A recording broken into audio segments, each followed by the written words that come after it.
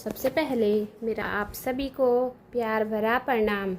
मैं मधु जोशी स्वागत करती हूँ आपका अपने यूट्यूब चैनल मधु गढ़वाली 121 पे। तो दोस्तों, आज की वीडियो में मैं आपको श्रावण मास के सोमवार व्रत कथा सुनाऊंगी। आप भी मेरे साथ श्रावण मास के सोमवार व्रत कथा का श्रवण कीजिए। कथा ध्यान पूर्वक और पूरी जरूर सुनिएगा। श्रावण का पहला सोमवार 14 जुलाई यानी आज है। वैसे तो सोमवार का दिन महादेव को ही समर्पित है, लेकिन सावन में पड़ने के कारण इस दिन का महत्व और ज़्यादा बढ़ जाता है। शिव पुराण में सावन सोमवार व्रत की महिमा का वर्णन किया गया है। धार्मिक मान्यता के अनुसार सावन सोमवार व्रत करने से पुत्र योग्य वर जल्द विवाह के योग बनते हैं। इस दिन व्रत में भक्त शिवजी और माता पार्वती की आराधना करते हैं और पूजा के समय श्रावण सोमवार व्रत कथा सुनते हैं। कहते हैं कि व्रत कथा का पाठ किए बिना पूजा और व्रत अधूरा है। तो आइए सुनते हैं सावन सोमवार व्रत कथा। एक साहूकार बहुत धनवान था। उसको धन आदि किसी बात की कोई कमी नहीं थी, परंतु पुत्र न होने के कारण वह अत्यंत दुखी था। वह इसी चिंता में रात दिन रहता था और इसलिए वह पुत्र की कामना के लिए प्रति सोमवार को शिवजी का व्रत और पूजन किया करता था। सायंकाल को शिवजी के मंदिर में जाकर दीपक जलाया करता था। उसके इस भक्ति भाव को देखकर एक समय श्री पार्वती जी ने शिवजी महाराज से कहा कि हे महाराज, यह साहूकार आपका अनन्य भक्त है और सदैव आपका व्रत और पूजन बड़ी श्रद्धा से करता है, अतः इसकी मनोकामना पूर्ण करनी चाहिए। शिवजी ने कहा कि हे पार्वती जी, ये संसार कर्म क्षेत्र है।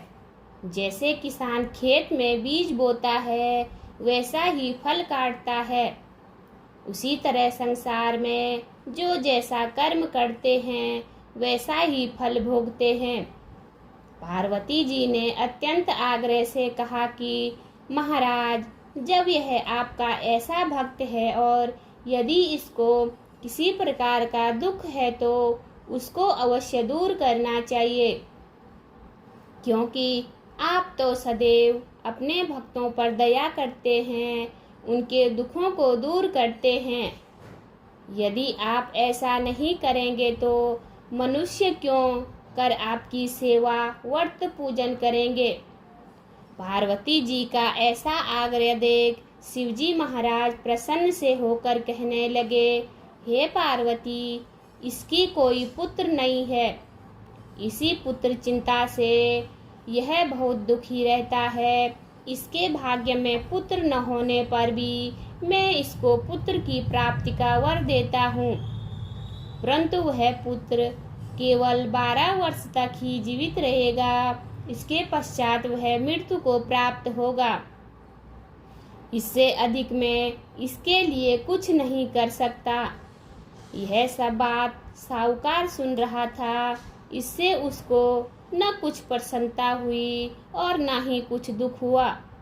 वह पूर्ववद वैसे ही शिवजी महाराज का सोमवार का व्रत और पूजन करता रहा।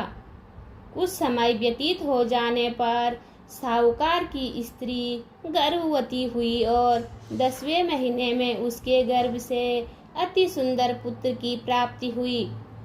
साहूकार के घर में बहुत खुशी मनाई गई, परंतु साहूकार ने उसको केवल 12 वर्ष की आयु जानकर अधिक प्रसन्नता प्रकट नहीं की और न ही किसी को भेद बताया। जब वह 9 वर्ष का हो गया तो उस बालक की माता ने उसके पिता से उसके विवाह आदि के लिए कहा। परंतु वह साहूकार कहने लगा, मैं अभी इसका विवाह नहीं करूँगा और काशी जी पढ़ने के लिए भेजूँगा। फिर उस साहूकार ने अपने साले अर्थात बालक के मामा को बुलाया, उसको बहुत सा धन देकर कहा, तुम इस बालक को काशी जी पढ़ने के लिए ले जाओ और रास्ते में जिस जगह भी जाओ वहाँ यज्ञ करते, दान देते तथा ब्राह्मणों को भोजन कराते जाओ। इस प्रकार वह दोनों मामा भांजे सब जगह यज्ञ करते और ब्राह्मणों को भोजन कराते जा रहे थे। रास्ते में उनको एक शहर दिखाई पड़ा। उस शहर के राजा की कन्या का विवाह था और दूसरे राजा का लड़का जो विवाह के लिए बारात लेकर आया था वह एक आंख से अंधा था। लड़के के पिता को इस बात की बहुत चिंता थी कि कहीं वर को देखकर कन्या के माता पिता विवाह में किसी प्रकार की अड़चन पैदा न कर दें। इस कारण जब उसने अति सुंदर सेठ के लड़के को देखा तो मन में विचार किया कि क्यों न दरवाजे के समय इस लड़के से वर का काम ले आ जाए। ऐसा विचार कर राजा ने उस लड़के और उसके मामा से कहा तो वह राजी हो गए और साहूकार के लड़के का स्नान आदि कराकर वर के कपड़े पहना तथा घोड़ी पर चढ़ा दरवाजे पर ले गए और बड़ी शांति से सब कार्य हो गया। अब वर के पिता ने सोचा, यदि विवाह कार्य भी इसी लड़के से करा दिया जाए तो क्या बुराई है। ऐसा विचार करके उसके मामा से कहा, यदि आप फेरों और कन्यादान का काम भी करा दें तो आपकी बड़ी कृपा होगी और हम इसके बदले में आपको बहुत सा धन देंगे। उन्होंने स्वीकार कर लिया और विवाह कार्य बहुत अच्छी तरह से हो गया। परंतु जिस समय लड़का जाने लगा तो उसने राजकुमारी की चुनरी के पल्लू पर लिख दिया कि तेरा विवाह तो मेरे साथ हुआ है, परंतु जिस राजकुमार के साथ तुमको भेजेंगे वह एक आंख से अंधा है और मैं तो काशी जी पढ़ने जा रहा हूँ।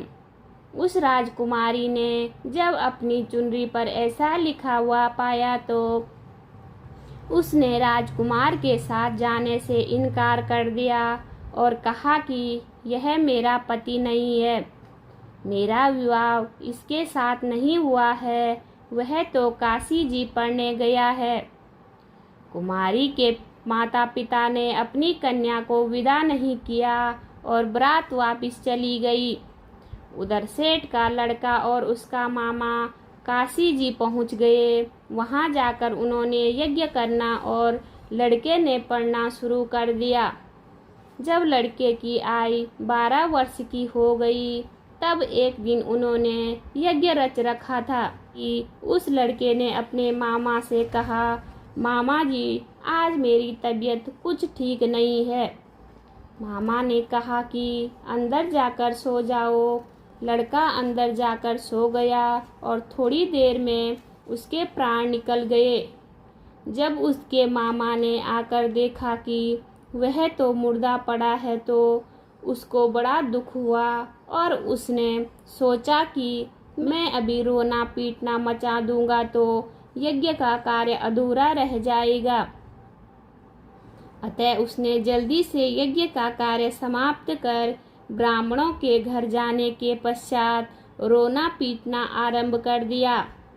संयोगवश उस समय शिवजी महाराज और पार्वती जी उधर से जा रहे थे। जब उन्होंने जोर जोर से रोने पीटने की आवाज़ सुनी तो पार्वती जी शिवजी को आग्रह करके उसके पास ले गई और सुंदर लड़के को मरा हुआ देखकर कहने लगी कि महाराज, यह तो उसी सेठ का लड़का है जो आपके वरदान से पैदा हुआ था। शिवजी ने कहा कि पार्वती जी इसकी आयु इतनी ही थी सो भोग चुका है। पार्वती जी ने कहा कि महाराज कृपा करके इस बालक को और आयु दो नहीं तो इसके माता पिता तड़प तड़प कर मर जाएंगे। पार्वती जी के इस प्रकार बार बार आग्रह करने पर शिवजी ने उसको वरदान दिया और शिवजी महाराज की कृपा से लड़का जीवित हो गया। शिव पार्वती के लाश चले गए। तब वह लड़का और उसका मामा उसी प्रकार यज्ञ कराते हुए अपने घर की तरफ चल पड़े और रास्ते में उसी शहर में आए जहाँ पर उस लड़के का विवाह हुआ था। वहाँ पर आकर जब उन्होंने यज्ञ आरंभ कर दिया तो उस लड़के के ससुर ने उसको पहचान लिया और अपने महल में लाकर उसकी बड़ी खातिर की, साथ ही बहुत सारा धन और दासियों सहित बड़े आदर और सत्कार के साथ अपनी लड़की और जवाई को विदा किया। जब वह अपने शहर के निकट आए तो उसके मामा ने कहा कि पहले मैं तुम्हारे घर जाकर खबर कर आता हूँ। उस समय उसके माता पिता अपने घर की छत पर बैठे हुए थे और उन्होंने यह प्रण कर रखा था कि यदि हमारा पुत्र सकुशल घर आया तो हम नीचे आएंगे, नहीं तो छत से गिरकर अपने प्राण दे देंगे। इतने में उस लड़के के मामा ने आकर यह सारा समाचार दिया कि आपका पुत्र आ गया है, परंतु उनको विश्वास न आया। तब उसके मामा ने शपथ पूर्वक कहा कि आपका पुत्र अपनी स्त्री तथा बहुत सारा धन लेकर आया है। तो उस सेठ ने बड़े आनंद के साथ उनका स्वागत किया और वह बड़ी प्रसन्नता के साथ रहने लगे। इस प्रकार जो कोई भी सोमवार व्रत धारण करता है अथवा इसकी कथा को पढ़ता या सुनता है, उसके दुख दूर होकर उसकी समस्त मनोकामनाएं पूर्ण होती है। इस लोक में नाना प्रकार के सुख भोग कर अंत में सदा शिव के लोक की प्राप्ति हुआ करती है। बोलिए शिव शंकर भगवान की जय, पार्वती माता की जय। उम्मीद करती हूँ आपको वीडियो पसंद आई होगी। वीडियो पसंद आए तो वीडियो पे लाइक कीजिए, कमेंट कीजिए, अपने दोस्तों के साथ शेयर कीजिए। चैनल पे नए हो तो सब्सक्राइब ज़रूर कीजिए। मैं मधु जोशी मिलती हूँ आपको अगली वीडियो में। तब तक के लिए बाय बाय, धन्यवाद।